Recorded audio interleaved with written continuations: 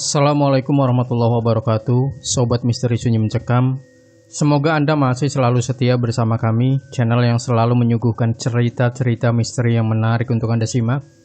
Dan untuk kesempatan kali ini kami sudah menyiapkan sebuah kisah nyata misteri yang berjudul Kampung Penganut Pesugihan. Saya lahir dan besar di salah satu desa di Jawa Tengah. Menurut rumor yang beredar, banyak orang di desa saya yang melakukan pesugihan. Saat itu saya duduk di bangku sekolah menengah pertama, kelas 3 di ibu kota kecamatan. Ketika teman sebangku saya menanyakan apakah benar bahwa di desa saya banyak orang yang melakukan pesugihan. Menurut orang yang memiliki mata batin, di desa kamu banyak orang melakukan pesugihan. Ketika malam hari, dari daerah yang lebih tinggi desamu tampak gelap gulita. Rumah-rumah gedongan terlihat tidak menyala lampunya. Hanya sedikit rumah yang tampak terang. Menurutmu bagaimana? Ujar teman saya. Mendapatkan pertanyaan tersebut, saya hanya diam. Sudah sering saya mendengar hal semacam itu. Bahkan rumor tersebut sudah ada sejak dulu. Tetapi jika dilihat dari kacamata ekonomi, wajar saja jika banyak orang kaya di desa saya. Sebab desa saya merupakan salah satu sentra ekonomi. Kakek buyut saya, kakeknya ibu, dikenal memiliki kemampuan sebagai seorang tabib. Ia juga sering dimintai tolong untuk memindahkan hantu yang suka mengganggu. Setelah lulus sekolah dasar, ibu saya minta oleh kakek buyut untuk tinggal bersama dengannya, sekaligus melanjutkan ke SMP. Kakek saya yang saat itu ekonominya sedang sulit pun setuju dengan hal tersebut. Bukan berarti di rumah kakek buyut ibu bisa bersanteria. Ia banyak melakukan kegiatan domestik seperti mencuci pakaian, memasak, membikin air minum untuk tamu, menjemur biji kopi. Maka tidak mengherankan jika ibu mewarisi kemampuan milik kakek buyut dan nenek buyut. Suatu hari ibu sedang mencuci baju di sungai ditemani kakek buyut. Lalu ibu bertanya, apakah benar di desa ini banyak orang melakukan pesugihan? Kakek pun menjawab iya. Lebih lanjut kakek buyut menceritakan pemandangan mata yang dilihatnya. Orang yang melakukan pesugihan di mata kakek buyut akan terlihat berbeda. Misalnya orang melakukan pesugihan monyet, maka di mata kakek buyut orang tersebut akan terlihat seperti monyet. Jika melakukan pesugihan ular, akan terlihat seperti ular, begitu seterusnya. Menurut penuturan ibu, kakek buyut juga menceritakan bahwa ada satu weton atau hari istimewa. Weton tersebut tidak akan bisa melakukan pesugihan dan tidak akan bisa menjadi tumbal, yaitu weton Jumat. Perihal pemandangan mata yang dilihat oleh kakek buyut, itu juga yang menjadi sebab mengapa hingga wafatnya pada tahun 2000 di Mekah ketika melaksanakan ibadah haji, ia tidak pernah mau melaksanakan sholat Jumat di masjid desanya. Katanya ia melihat hal-hal aneh di beberapa bangunan masjid. Bangunan yang di dalamnya terdapat uang hasil pesugihan. Sekalipun uang hasil pesugihan tersebut disumbangkan, pasti akan terlihat berbeda. Kondisi ekonomi keluarga saya saat itu, sejak TK, SD, SMP belum stabil seperti sekarang. Baru stabil tatkala saya duduk di kelas 2 aliyah. Alhasil ibu pun banting tulang bekerja menjadi buruh tani. Ayah saya bekerja di Jakarta, tetapi istilahnya ngemprah, jarang kirim uang. Beberapa tahun kemudian, ayah mengakui kalau uang gajiannya untuk orang tuanya. Masa-masa SMP bagi saya adalah masa terberat. Seringkali ibu tidak ada beras di rumah. Alhasil saya ikut makan di rumah adiknya ibu dan nenek dari pihak ibu. Pernah batuk kering selama berminggu-minggu, boro-boro periksa. Untuk membeli obat pun tidak ada. Boro-boro untuk meminjam ke keluarga ayah, yang ada malah dicaci maki. Meskipun begitu, setiap kali ibu mendapatkan gajian dari menjadi buruh tani, ia selalu membeli daging ayam di pasar. Suatu hari ketika sedang mengantre membeli, ibu menemukan uang ratusan ribu di bawah lapak pedagang ayam tersebut. Kondisi uang tersebut masih baru dan wangi. Anehnya, pembeli yang lain tidak ada yang melihatnya. Oleh ibu, uang tersebut diserahkan ke pedagang ayam tersebut. Ternyata harga ayam naik Rp2.000. Berhubung ibu hanya membawa uang pas-pasan, ibu ngutang dulu kepada pedagang ayam tersebut.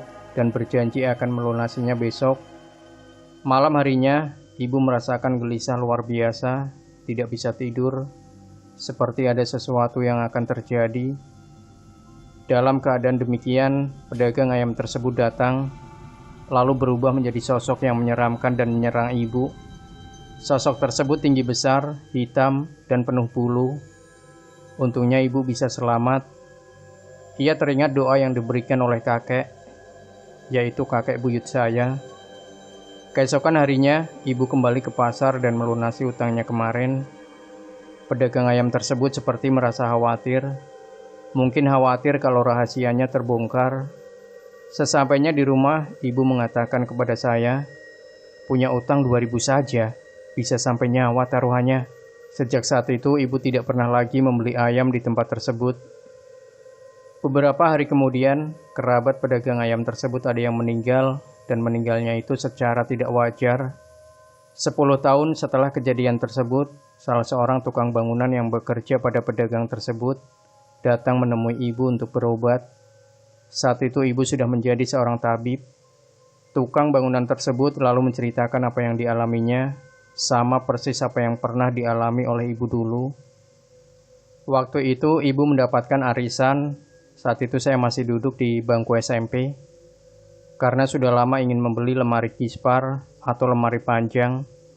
Karena barang-barang di rumah berantakan, maka ibu memutuskan untuk membeli lemari kispar. Sesampainya di toko furniture, ternyata uang ibu tidak cukup. Awalnya ibu tidak akan jadi membelinya, tetapi pemilik toko furniture memaksanya. Katanya nggak apa-apa, kekurangannya bisa diangsur. Ibu pun berjanji akan melunasinya nanti ketika uang tabungan milik adik di sekolah dibuka. Ibu sebenarnya khawatir juga karena mendengar pengalaman dari orang-orang. Ibu pun berkata, "Jangan mendatangi ya Pak, pasti akan saya bayar. Pasti akan saya bayar jika tabungan di sekolah dibuka." Akan tetapi, ketika hari tabungan dibuka, uang tabungan milik adik saya tidak dibagikan. Wali kelas mengatakan bahwa mereka yang nominal tabungannya besar akan dibagikan minggu depan. Ibu pun pulang dengan tangan kosong, lalu ia mampir ke toko furniture dan menceritakan yang sebenarnya. Malam harinya ibu gelisah tidak bisa tidur. Saya dan adik saya lalu disuruh tidur satu kamar. Sepanjang malam ibu mengawasi kami. Ibu panik tatkala melihat kami seperti orang yang tercekik. Dalam kepanikan tersebut, datanglah pemilik toko furniture, lalu langsung berubah menjadi tinggi besar dan penuh bulu. Ibu pun membaca doa, makhluk tersebut pun hilang, nafas kami pun menjadi normal. Keesokan harinya, ibu menceritakan hal tersebut kepada adik nenek. Oleh adik nenek dipinjami uang, diminta untuk segera melunasinya. Ketika melunasi utang tersebut, pemilik toko furniture menjadi salah tingkah, dengan kata lain malu. Apa yang dialami oleh ibu juga menimpa seseorang dari desa sebelah. Sebut saja orang tersebut bernama Siti. Nah, Siti ini membeli lemari di toko furniture tersebut, tetapi uangnya kurang. Ia pun menjanjikan beberapa bulan akan melunasinya. Namun, hingga jatuh tempo, Siti tidak kunjung juga melunasinya. Bersamaan dengan itu, kakak Siti, sebut saja Suti, baru saja bercerai. Ia bersama anaknya pun tinggal bersama dengan Siti. Sebenarnya Siti ini khawatir sebab mendapatkan mimpi yang tidak mengenakan. Ia tidak mau untuk bercerita kepada siapa-siapa. Pada suatu malam, Suti tidur di kamar Siti, sementara Siti tidur di kamar belakang. Dini hari Siti melihat penampakan tinggi besar dan penuh dengan bulu masuk dalam kamarnya yang ditiduri oleh Suti. Siti pun bergegas masuk ke kamar belakang. Ia tidak berani untuk menyelamatkan adiknya, sebab ia khawatir akan menjadi mangsa.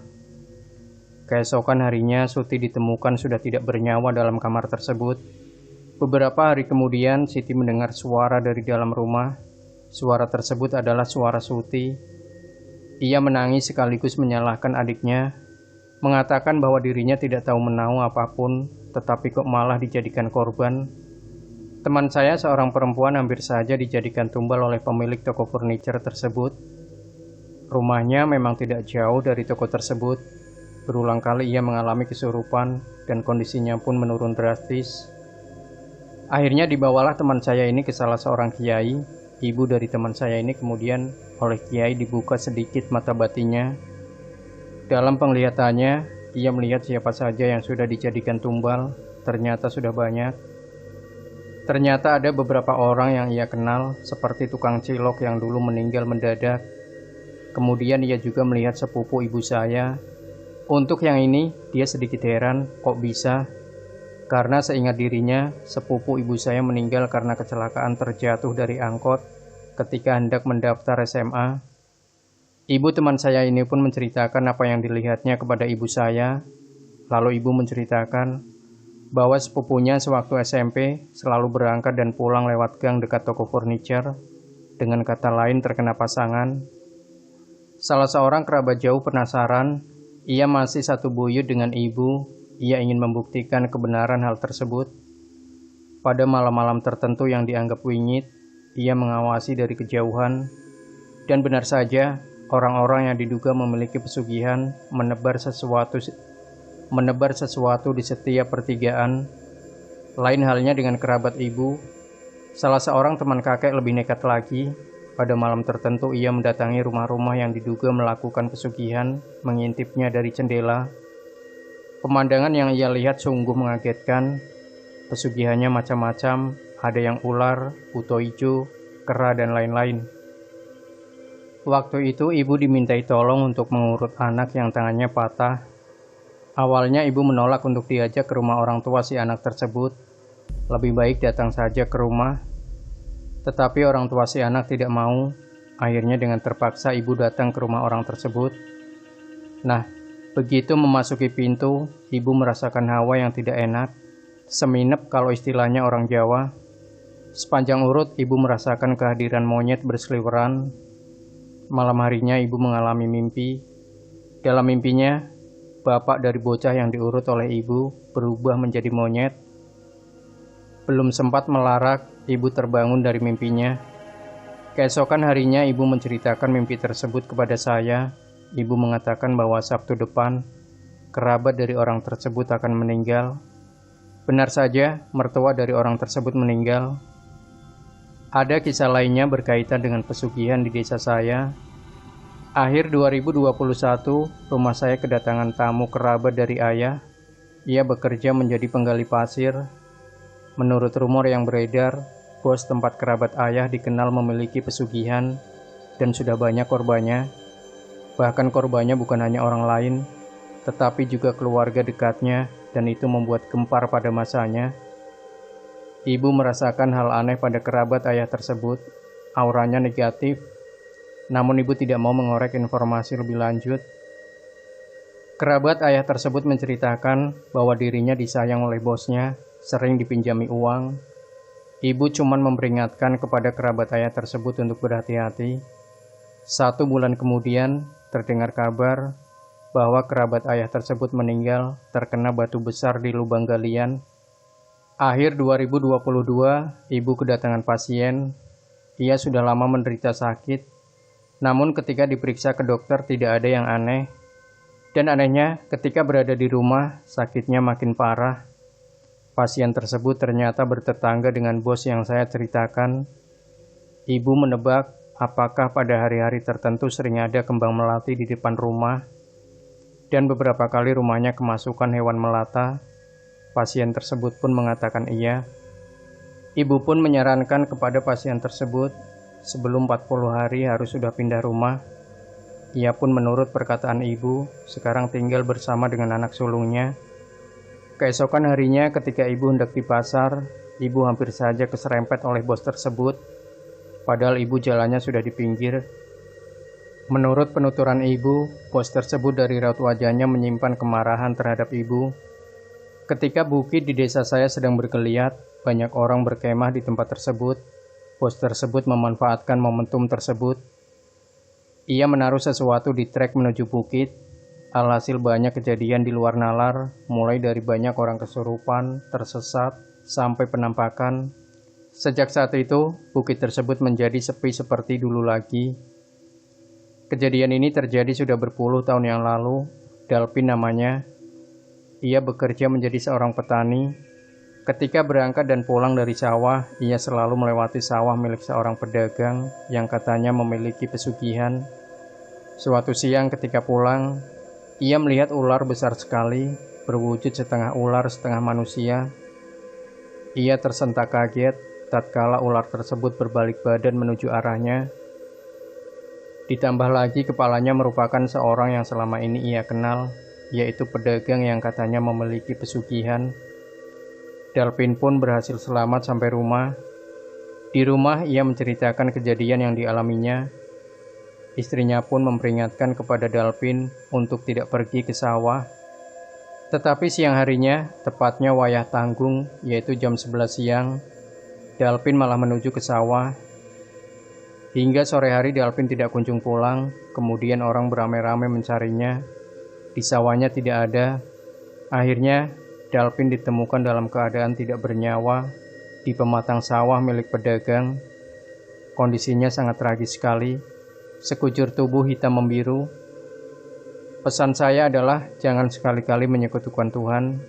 Tidak ada cara instan untuk menjadi kaya. Kalau mau kaya ya berusaha dengan cara halal. Lebih baik sengsara di dunia daripada sengsara di akhirat. Sengsara di dunia tidak ada apa-apanya dibandingkan dengan sengsara di akhirat. Demikian Sobat Misteri Sunyi Mencekam. Jangan lupa berikan komentar Anda, like, share video ini, subscribe channel Sunyi Mencekam, dan kembali nantikan cerita-cerita misteri terbaru dari kami. Wassalamualaikum warahmatullahi wabarakatuh.